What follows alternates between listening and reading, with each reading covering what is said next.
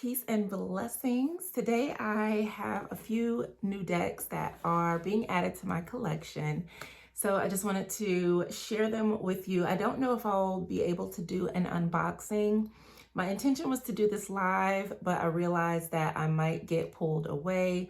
So I was like, let me just record it and upload it, and that will be that. So welcome, and who knows what random chatter will come about as I go through this. So I'm really excited. Initially, I said that I was not going to be purchasing any new decks because I have plenty.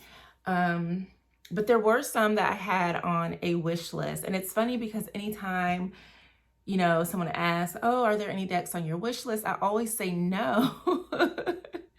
But I guess because it's never in the fore of my mind, but there were some decks that I really wanted, would like to have added to my collection, as well as there was one that came out that I saw, thanks to Kim of Abundant Life Tarot, who I adore.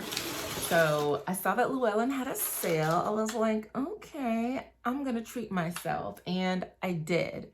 So I have, I think, 4 decks. I don't know how many I have.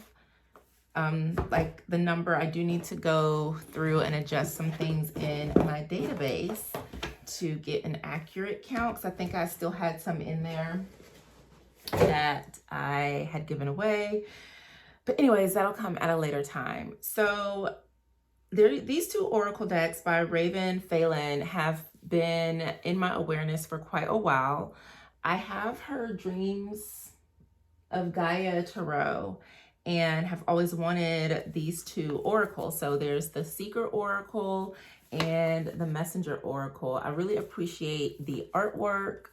It's very, I don't know, I love the art. I don't even know the words to describe it, but it's beautiful. So I added these to my collection, and none of these have been opened. This just got here, and I was really surprised because I didn't get the shipping email from Llewellyn, which is totally fine. I'm grateful that I was surprised. Then I got the Mystic Palette Tarot. This is the one that I saw Kim from Abundant Life Tarot shared.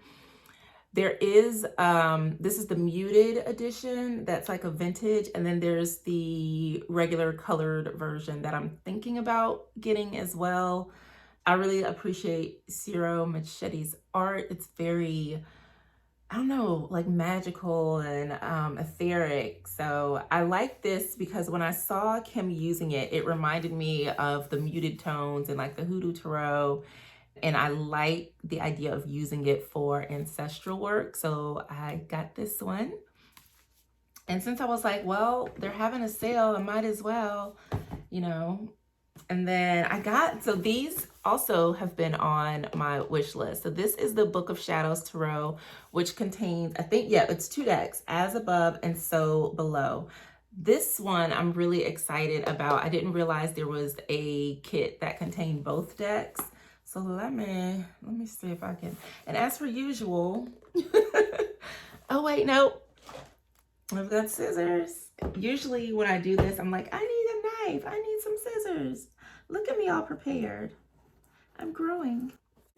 I'm really excited because I'm almost fully settled. I have been moving very slowly and intentionally with my moving process, and rightfully so, because moving at this time of the year is hectic because spa life is busy around the holidays, from like Christmas through February. It's just busy. So I didn't want to put a lot of extra burden on myself. So I'm taking my time and getting settled, but I have my workspace coming together so beautifully.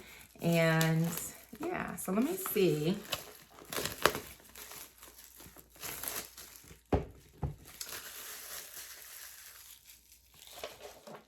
The Book of Shadows. Oh, so this is by Barbara Moore. And so it contains the guidebook. Oh, I can smell the ink. It is strong. This is a Los Scarabo deck. And so inside, they're packaged like this. And I really like the concept. So I'm hoping it is as meaningful as I'm thinking in my mind as far as the concepts of as above, so below. And I like that it's termed Book of Shadows. So since the titles are based on the Hermetic principle of correspondences, like with the Magician card, as above reflects the teaching and beliefs of paganism, and so below shows how magic and elemental energies affect our everyday life. Yes, that's okay. That's what I was thinking. I like that because then you can kind of see, if you're looking at the as above, the more behind the scenes of what's happening with manifestation, and then so below, like what you're seeing in your everyday life. So I think that would be a really great way to uncover like shadow energy. And by shadow, I don't mean dark or scary. I just mean like the unseen, because a lot of times when we are asking or praying for something or wanting to see change, and we're like, what's going on? Or on the flip side, you start to see things in your life get shaken up, and then you might think, oh my God, I'm on the wrong path. I made a mistake. I did this, I did that. And sometimes things are happening above in the celestial realm, in the cosmos, in the spiritual realm, that we cannot see, or we don't understand how that sometimes translates into our physical life. I know, like when I do walks with a particular archetype in tarot, or medicine with a particular card, the way that a major arcana card can show up, or even just any card, but specifically majors, because sometimes we think it's this ginormous thing, and sometimes it's a subtle shift that happens in your day-to-day life. And I'm trying to think, what card was it? It was the, oh my gosh, which card was it?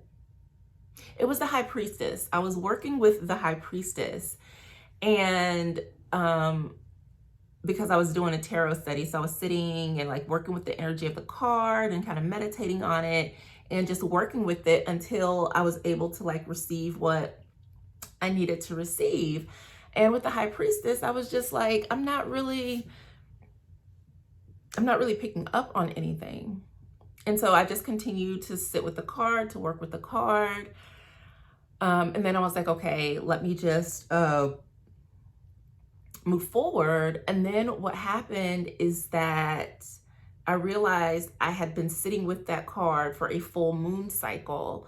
And so it was like that full moon that had come about, all of this information and stuff started coming to me through the card. And I realized that me feeling like I wasn't getting anything or not really hearing a message, that was the energy of that card. So I was experiencing the energy of the card through the moon cycle. It was phenomenal. So that's something that I want to dive deeper into as well, because sometimes when we see a card, we think it's everything, it's the full expression, and sometimes maybe there's just a sliver of that energy. Sometimes maybe it is the fullest expression. So just different things that I've noticed throughout my journey in working with tarot, and how it can present itself, which is just beautiful. Because for a while, like I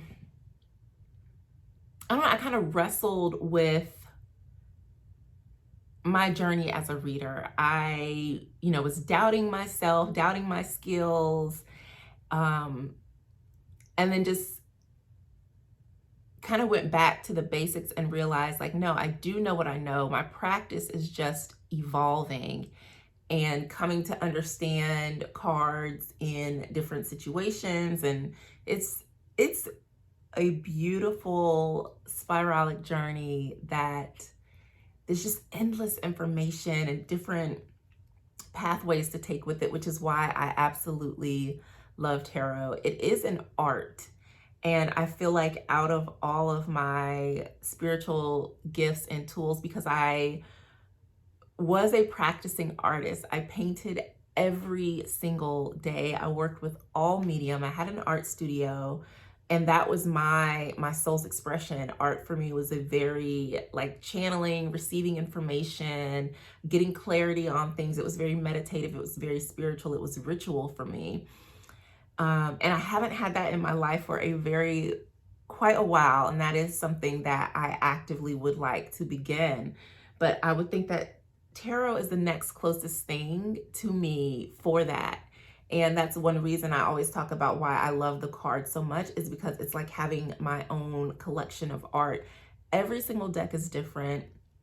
Some of the art I just love and I'm able to pour into, and some of it I have to kind of sit with it to kind of understand or get more of a, background on the creator to see like, okay, where were their thoughts with this deck, and just sometimes allow the cards to speak to me. There was a deck that I was drawn to purchase. I want to say, let me see if I can find it. I love having all my decks back. Like, oh my goodness, let me see. This is why I wanted to put them in an organized way, but it took a long time to do all this and I was getting tired. So I was like, I'm gonna just put them up there and I'll figure it out. I do not readily see the deck. There it is. Oh my gosh.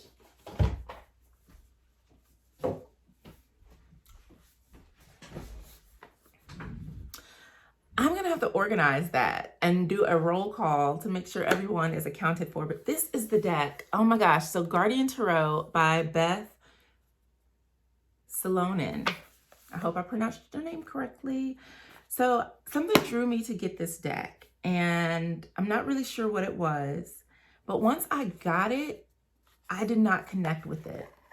And so anytime I am drawn to a deck, I know that there is a particular purpose for it in my life. And so I'll show you a few of the cards. So that's the Queen of Pentacles. It to me was very ghastly. And so this is the Five of Swords. And I just could not figure, okay, why is this deck here? There's the Eight of Cups. And so I put it away and was like, not sure about this.